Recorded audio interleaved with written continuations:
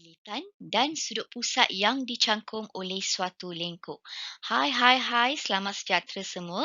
Hari ini kita berjumpa semula dalam bab 6 tingkatan 3, sudut dan tangen dalam bulatan. Kita imbas kembali ciri-ciri bulatan. Okey, garisan ini dikenali sebagai diameter, mesti melalui pusat bulatannya. Okey, separuh daripada diameter. Okay, dan melalui pusat bulatan dikenali sebagai jejari. Okay, sekeliling bulatan ini, ini kita panggil lilitan bulatan. Okay, manakala yang ini garisan di atas diameter ataupun di sini yang joinkan pusat di lilitan bulatan ini. Okay, ataupun macam ni. Ini semua dikenali sebagai perentas. Okey, ada lagi.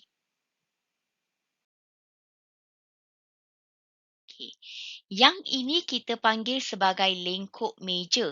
Okay, di mana bahagian lilitan ni dibahagikan kepada dua. Yang besar ni kita panggil lengkuk meja.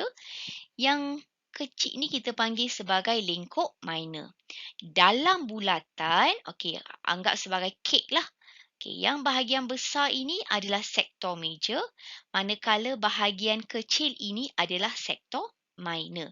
Okay, so ini adalah ciri-ciri bulatan yang murid-murid perlu ingat yang dah pernah belajar. Okay, sekarang kita akan masuk pada topik tingkatan 3.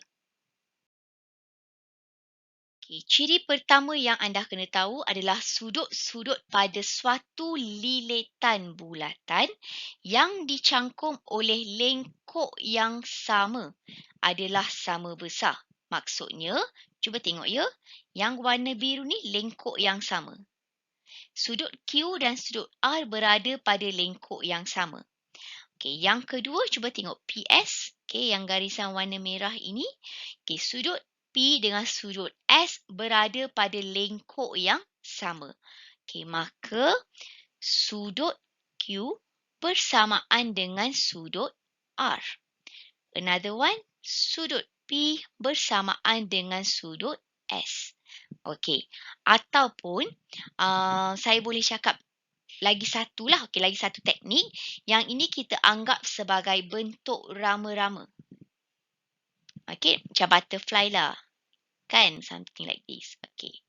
Satu. Yang kedua, kalau korang perasan, setiap bucu ini bersentuhan pada lilitan bulatan.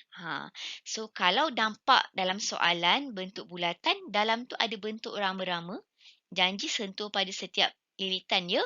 Maka sudut atas dengan atas ni sama. Yang sudut P, yang bawah dengan bawah ini adalah sama. Okay, this is another technique untuk ingat.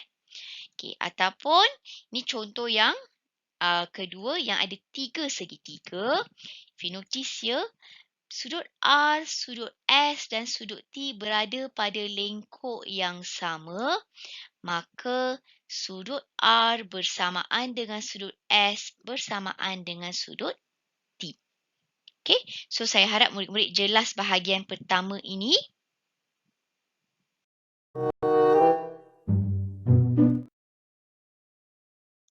Jangan pening, jangan risau. Okey, saya akan tunjukkan lagi contoh untuk pemahaman yang lebih lanjut. Okey, hitung nilai Z. Tengok pun dah tahu jawapan dia.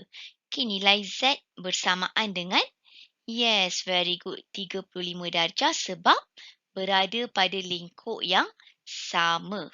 Okey, ataupun bentuk rama-rama. Okey, very good. Soalan B, agak-agak berapa? Ya, betul. 25 darjah. Okey, ini soalan senang. Okey, faham ya? Berada pada lengkuk yang sama. Okay, maka sudut Z sama dengan sudut 25. Ataupun bentuk rama-rama. Okey, kita akan tengok contoh seterusnya pula. Okey, cuba tengok soalan C ini. Okay, memang kita nampak bentuk rama-rama. Okay, yes, we have butterfly shape. Okay, very good. So, kalau di sini 50, maka kat dalam ini pun 50. Okay. Saya boleh cari kat dalam ini berapa. Okey, so ni kena ingat balik. Kalau garis lurus, sudut dia berapa? Betul, 180 darjah. Boleh tak saya cari sudut kat dalam ini? Yang ini sahaja. Ya, boleh. Okey, so 180 darjah tolak 80, saya akan dapat 100 darjah.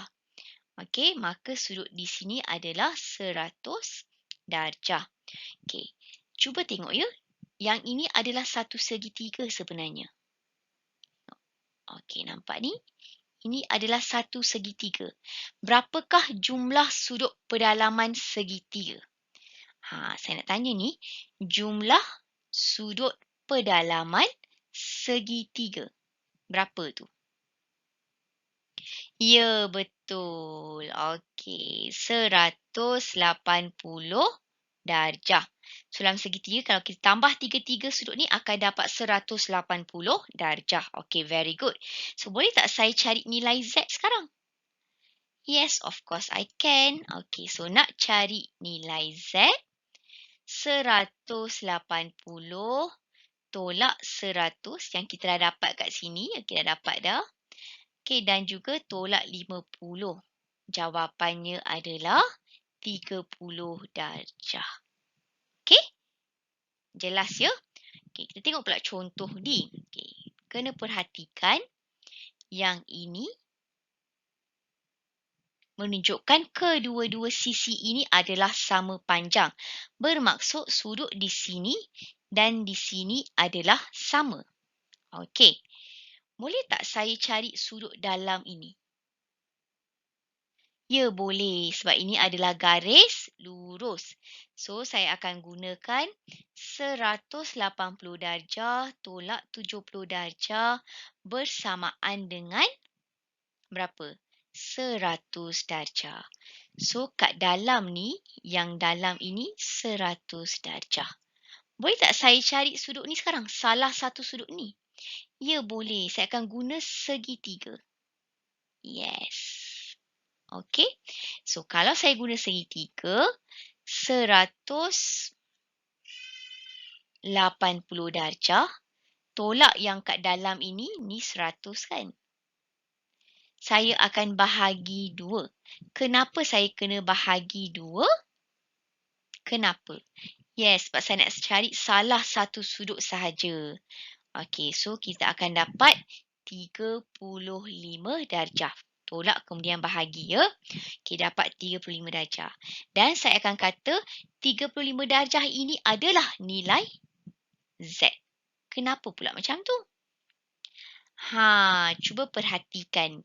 Kita ada gambar rama-rama. Right? Kalau rama-rama, sudut ni sama dengan sudut kat sini. Maka di sini pun adalah Z. So, kita dapatlah jawapan Z. 35 darjah.